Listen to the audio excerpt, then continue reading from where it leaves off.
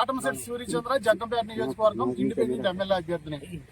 రోజు రోజుకి పెరుగుతున్న జనాభా పెరుగుదలకు అనుగుణంగా మరి వాహనాలు సంఖ్య పెరగడం, మరి వాహనాలు పెరగడం వల్ల ట్రాఫిక్ జామ్ అవడం, రోడ్డు ప్రమాదాల్లో చనిపోవడం, అదే రకంగా కాళ్ళు చేతులు విరిగిపోవడం జరుగుతున్న పరిస్థితుల్లో నేషనల్ హైవేని విస్తరణ చేయాలి, వెడల్పు చేయాలి.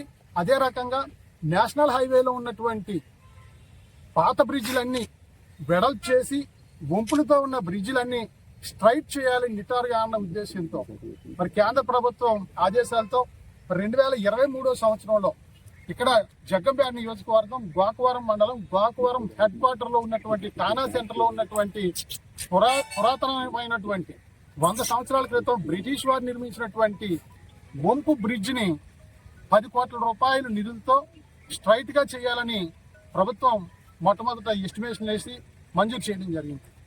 తర్వాత ఇక్కడున్న రాజకీయ పరిస్థితుల దృష్ట్యా మరి రాజకీయ స్వార్థంతో ఆ వంపు బ్రిడ్జిని మరి స్ట్రైట్ చేయకుండా మళ్ళీ అదే వంపుని యథావిధిగా పెట్టిన పరిస్థితి ఇక్కడ జగ్గంపేట నియోజకవర్గం గోకవరంలో జరిగింది.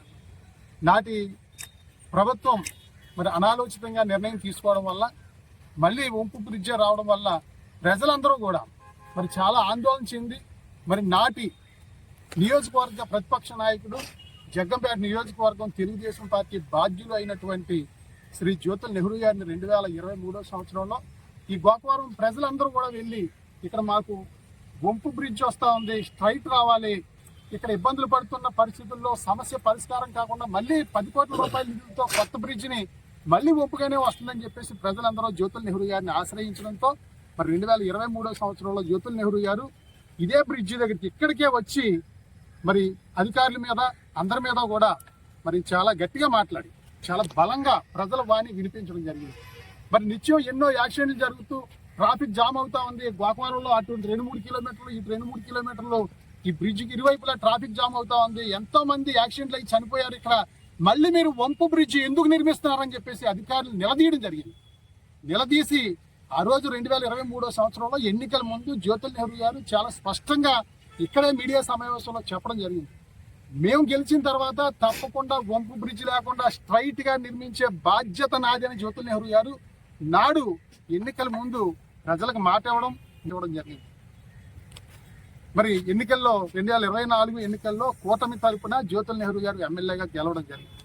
ప్రజలందరూ కూడా మన వంపు బ్రిడ్జ్ కాదు స్ట్రైట్ అవుద్దని చెప్పేసి ప్రజలందరూ ఎదురు చూస్తున్న పరిస్థితుల్లో 4 నెలల క్రితం ఈ బ్రిడ్జ్ మొదలు పెట్టడం జరిగింది. ఇక్కడ ఏంటి అని చెప్పేసి ప్రజలందరూ ఇది వంపు బ్రిడ్జా స్ట్రైట్ బ్రిడ్జా అంటే ఇది వరకు ఏదైతే జెడ్ ఆకారంలో ఉందో బ్రిడ్జ్ మళ్ళీ ఇప్పుడు ఎస్ ఆకారంలో వస్తా ఉందని చెప్పేసి అధికారులు చెప్పడం జరిగింది. ఇది అందరితో కూడా మాట్లాడాం, నాయకులందరితోని అందరూ కూడా ఆమోదించారు. ఎస్ ఆకారంలో బ్రిడ్జ్ వస్తుందని చెప్పేసి చెప్పడం వల్ల పోరాడుతున్న సమస్యకి పరిష్కారం కాలేదని చాలా మంది మా దగ్గరకు వచ్చి సమస్య పరిష్కారానికి మీరు ముందుకు రావాలని చెప్పేసి కోరడంతో ఈ రోజు ఈ బ్రిడ్జ్ పరిశీలనకు రావడం జరిగింది.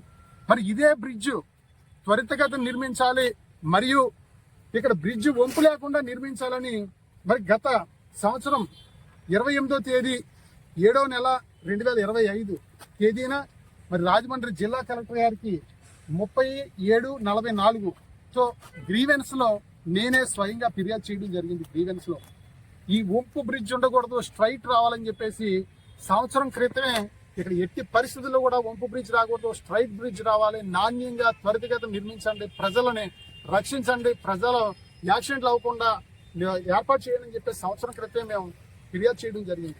నాడు ఎన్నికల ముందు ఇది దుర్మార్గ పరిపాలన, ఇది దుష్ట రాజకీయం చేస్తా ఉన్నారు, ఇక్కడ చేతగాని మనిషి ఉన్నాడని చెప్పేసి ఎమ్మెల్యే దుర్భాషలాడి గత వైఎస్ఆర్ కాంగ్రెస్ పార్టీ ప్రభుత్వం ప్రజా సంక్షేమం లేని ప్రభుత్వం అని చెప్పేసి మరి ప్రజలకు విరుద్ధంగా ఈ బ్రిడ్జ్ మరి జెడ్ బ్రిడ్జ్ నిర్మిస్తా ఉన్నారని చెప్పేసి గతంలో వాదించి నిందించిన జ్యోతుల నెహ్రూ గారు ఈ రోజు మరి ఆయన సామె ఎలా ఉందంటే ఏరు దాటేదాకా వాడమల్లన్న, ఏరు దాటాక బోడి మల్లన్న అనే విధంగా జ్యోతుల నెహ్రూ గారు గెలిచి గద్దెనెక్కాక మళ్ళీ రాజకీయ స్వార్థంతో ఇదే బ్రిడ్జ్ ని స్ట్రైట్ బ్రిడ్జ్ కాకుండా మళ్ళీ వంపు బ్రిడ్జ్ ఏర్పాటు చేయడం జరుగుతూ ఉంది.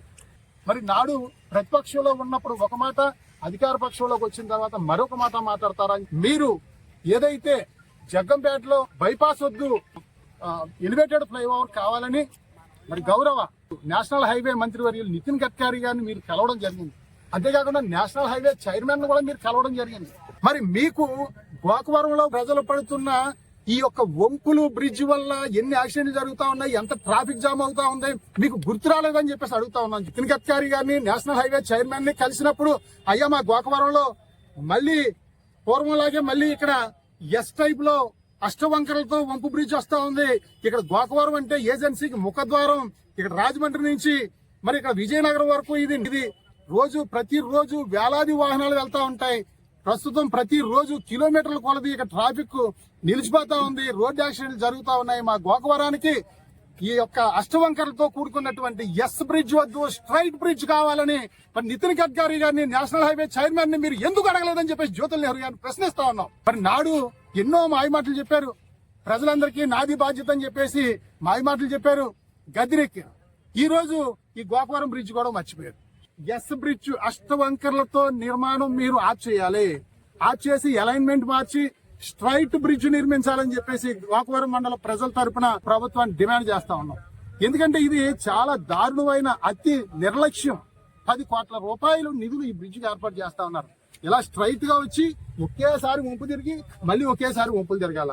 ఇన్ని వంపులు ప్రతిరోజు నివసానికి ఇంచుమించు 10-20 లారీలు వెళ్తాయి. కూడా చూడొచ్చు ట్రాఫిక్ ఎంత ఆగిపోయిందో. కన్ను మూసి తెరిస్తే మరి 10 సంఖ్యలో వెళ్తాయి. ప్రతిరోజు వేలాది వాహనాలు వెళ్తా ఉంటాయి. ట్రాఫిక్ ఆగుతా ఉంది, ప్రజలకి మరి అసౌకర్యంగా ఉంది, ప్రాణాలు పోతా ఉన్నాయి. అలైన్మెంట్ మార్చకుండా ఇదే అలైన్మెంట్ కొనసాగించి పట్టుదలకి వెళ్ళిపోయి ఎవరో చెప్పింది నేనెందుకు చేయాలని చెప్పేసి పట్టుదలకి వెళ్ళి అలైన్మెంట్ మార్చకుండా మళ్ళీ అష్టవంకరలతో ఉన్నటువంటి ఎస్ బ్రిడ్జ్ నే పూర్తి స్థాయిలో నిర్మించినట్లయితే ప్రతిరోజు కూడా ఇక్కడ యాక్సిడెంట్ జరిగినప్పుడు కానీ ట్రాఫిక్ జామ్ అయినప్పుడు కానీ ఎవరినా ఇక్కడ ఎమ్మెల్యే బుద్ధి లేని మా వ్యక్తి అని చెప్పేసి ప్రజలందరూ కూడా తిట్టుకుంటారు.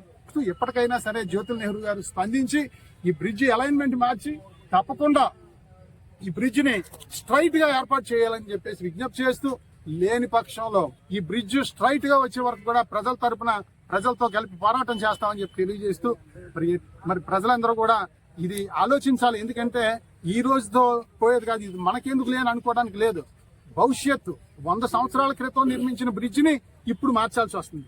100 సంవత్సరాల నుంచి పడే బాధలు ఇప్పుడు తీరుతున్నాయి అనుకుంటే మళ్ళీ ఈ ఎస్ బ్రిడ్జ్ రావడం జరిగింది. అంటే రోజు రోజుకి వాహనాలు పెరుగుతూ ఉంటాయి, జనాభా పెరుగుతూ ఉంటాయి, యాక్సిడెంట్లు పెరుగుతూ ఉంటాయి. రోజు రోజుకి పెరిగే పరిస్థితుల్లో మరి నేషనల్ హైవే నిబంధనలు స్ట్రైట్ బ్రిడ్జ్ ఎక్కడైనా సరే మరి రోడ్డు వెడల్పు చేయడం, వంపులున్న చోట స్ట్రైట్ గా చేయడం అనేది నేషనల్ హైవే ఉద్దేశం.